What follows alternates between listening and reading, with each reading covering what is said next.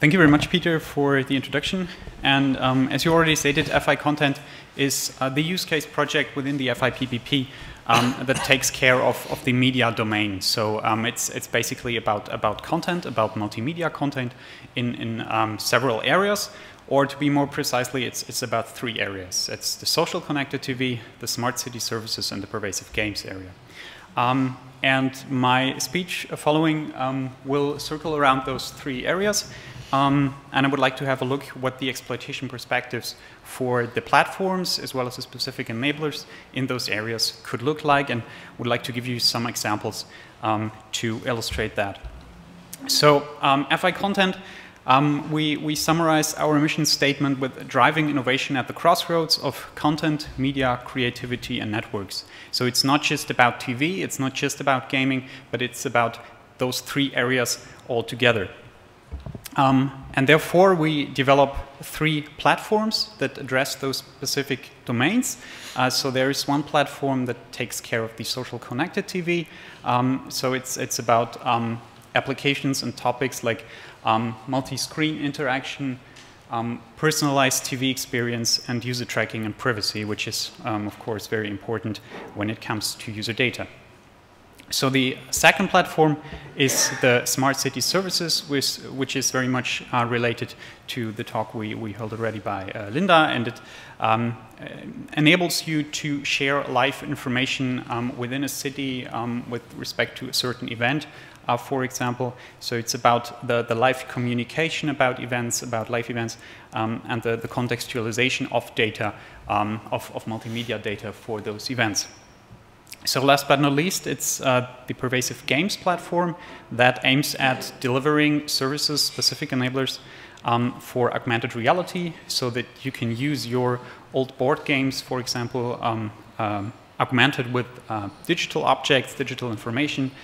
It's about the toys you could build based on those augmented reality technologies. And it's also about installations in citywide games. So this is once again related to the smart city services platform somehow. And then it's about the blending real and virtual world, and how you can play in those 2 worlds to have a greater game experience, so to speak.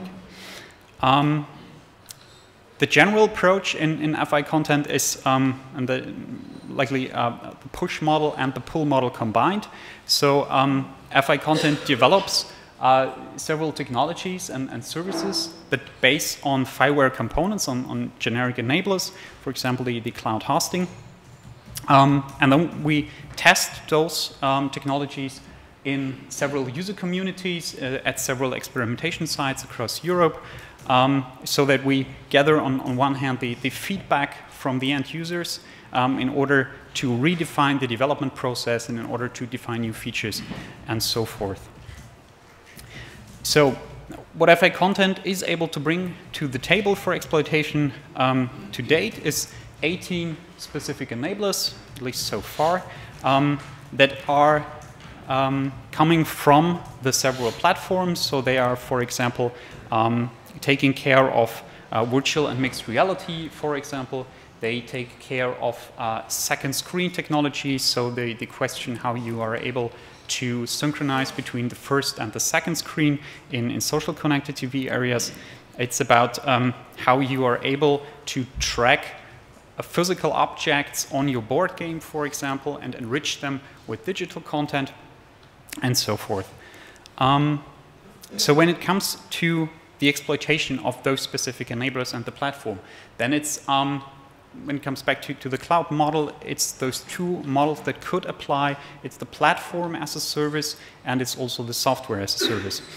And especially if you focus on SMEs, then there are several challenges and opportunities that are that come across when you talk to SMEs and listen to what are your opportunities, or what opportunities do you see in cloud computing. That's basically the same as we heard before. So the expectations towards cloud computing are okay. It lowers the entry barriers to a market. So we have faster access to technology, therefore we can develop products faster and be faster in the market with real products. Then it's very important the concentration on core competencies, so that you do not have to develop the piece of software again and again in the market. That should lead to shorter time of the market, quick access to resources, flexible use of resources, that's about scaling, and so forth. But on the other hand, there are several obstacles and concerns that are related to cloud computing in SMEs. And as we've heard before, there are some concerns regarding the security. Either the security is unsatisfying, or it's unclear what types of security level are provided. Last but not least, once again, it's the lack of interoperability, the standards, and of course, when it comes to such an early stage in the market, there are no best practices for media areas, for example. So to give you an example how the exploitation could look like, let's have the example of one specific enabler. It's the so-called second screen framework that is related to the social connected TV platform, and it basically allows the communication between the first and the second screen in an HBB TV environment. So it basically allows the content producer and the broadcaster to launch applications on your tablet, on your smartphone, for example, to enable interactive content. So what did happen here is that T-Systems, it's a subsidiary of Deutsche Telekom, licensed this specific enabler and built a service around it. So they built a cloud service that which comes along with a 24/7 service, and they are targeting broadcasters. So they take basically the specific enablers, incorporate into their own service model based on a licensing scheme, and this cooperation has already been announced at CeBIT this year, so you probably heard of that. Well, this is one example for the exploitation of a specific enabler with an established industry partner. There are others that are more in terms of startups, in terms of young companies that are seeking to use a specific enabler in order to add value to their own business model. So the AppSend is another example that makes use of the audio fingerprinting specific enabler.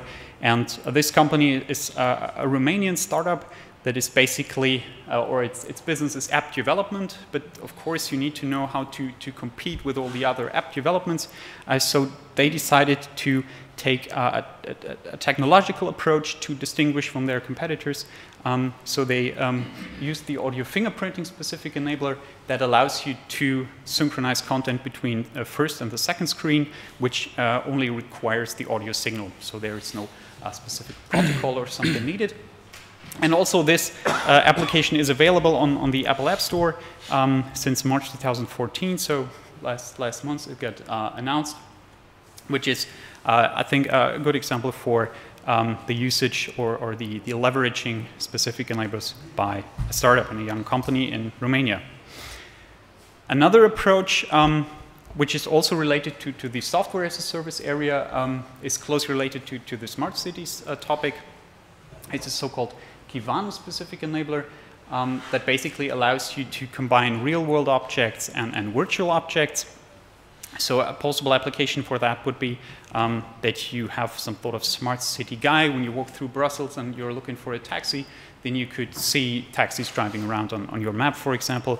And the customer segments that are envisioned for that are tourism services, for example. And the offering that is foreseen behind that is a cloud-based API, so software as a service, that targets two customer segments, a service provider on one hand and a content provider on the other hand.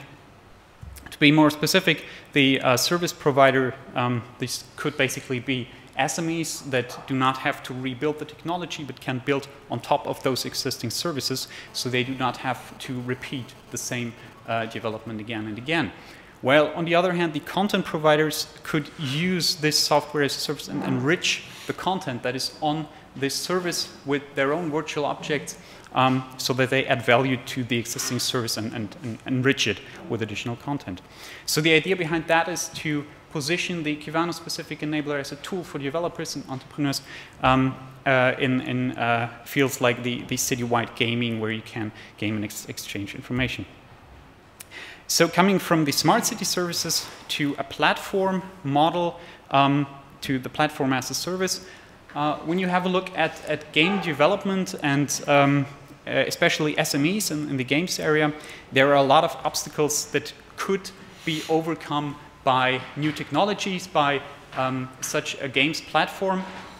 So if you want to develop a game, then you have a lot of problems, or you have to put a lot of effort into writing core services again and again. So if you have a look at the SME environment in the games area, they all need to write core services, for example, how to store sensitive information about users, about gaming data, for example. On the other hand, when they try to scale, when they use infrastructure, they turn to Amazon or similar offers, and then they have the problem, like me, I have only 1 minute left to go, but so they have infrastructure, but this infrastructure doesn't come along with a game server environment. So the developers have to set it up and set it up and set it up, and this is a lot of repeated work across SMEs. So those obstacles shall be overcome by the usage of the pervasive games platform. The basic idea behind that is that you would be in the position to use a combination of technology and computer vision, like the augmented reality specific enablers, in combination with the gameplay you create and the easy access to the technology. So a very important point in that value proposition is the ease of access, the ease of use. So that comes along with the modular approach that has been chosen to develop this platform. So it's not a monolithical system, but it can be used in combination with other toolboxes. So for example, if you have a look at game development, then you can use it with Unity framework, for example. So that should have two effects on the business side. On the one hand, it is expected that it lowers the market entry barriers for the startups and SMEs. And on the other hand, and this is very important, the SMEs can focus on making content and not on handling technology, and not to deal with complex technology, but still make use of this latest technology. So that brings me to a short summary. The current approaches in market cultivation coming from FI content is that there are, on one hand, the cooperations with established industry players to bring these specific enablers to the market. On the other hand, cooperation with smaller companies, with the innovative startups, which both build services, as we've seen, on top of the FI content technologies and enriching the content technologies, adding value to that. And the effect that is envisioned is the barriers are lowered, so the SMEs can focus on their core competencies. And last but not least, this is still going on, so we are open for any discussions, and we are looking forward to have new opportunities for exploitation with the all-new Phase 3 projects coming in to this. So that's basically from us. Thank you very much. Thank you.